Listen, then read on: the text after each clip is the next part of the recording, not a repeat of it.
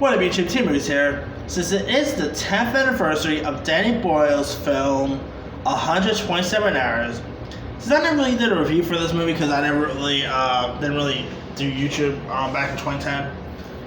Since I haven't really done like an actual review for it, I'm gonna do my review for 127 Hours.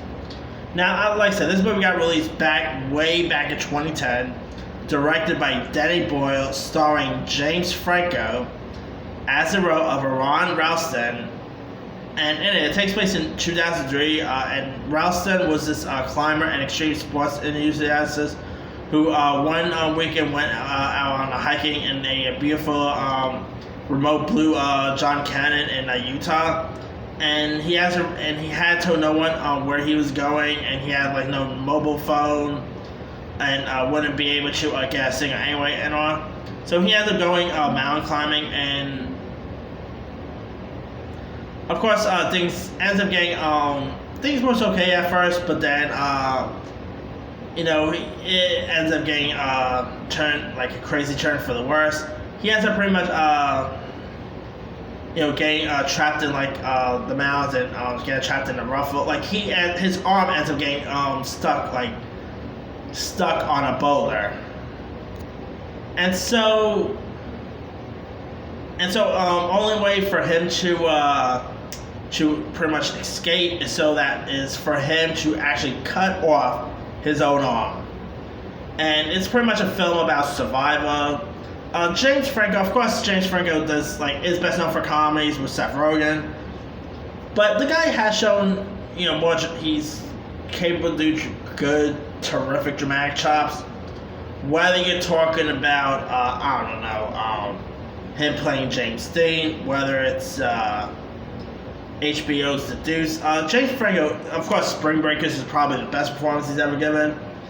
I love James Franco in this. I believe he actually scored an Oscar nomination for this, if I'm not mistaken. I believe the film also scored Best Picture. It didn't win. I don't really think it won anything, but James Franco was just terrific. You also had Amber Tamlin, who played like pretty much his love interest. Tamlin was terrific. This was a really intense true story to tell. I mean, I always do like these type of survival movies where it's just the one person by himself. Whether you're talking about Ryan Reynolds in the movie Barry, or Tom Hanks on an island in Castaway, or maybe Tom Hardy in the movie Locke. Something about these type of movies always appeals to me. I mean, and to me, I think 127 Hours is probably the best performance James Franco has ever given. He's so capable in a performance like this. He's terrific. He really played this character really well. Of course, it is based on true characters, so yeah. And it is saying that the real life person actually went through something like this. It is insane how much of a true story that this thing ended up being based on. I remember watching the movie in theaters back in 2010. I was really that one scene was a little intense to watch.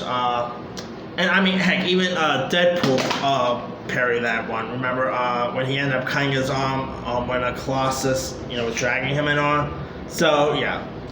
But anyway, 127 Hours is such a terrific film. Great performances by James Franco. Danny Boyle, of course, he is the man who gave us movies like the Trainspotting films, The Beach. He gave us Slumdog Millionaire. This was actually his follow-up to Slumdog Millionaire, by the way. So it was a pretty solid follow-up.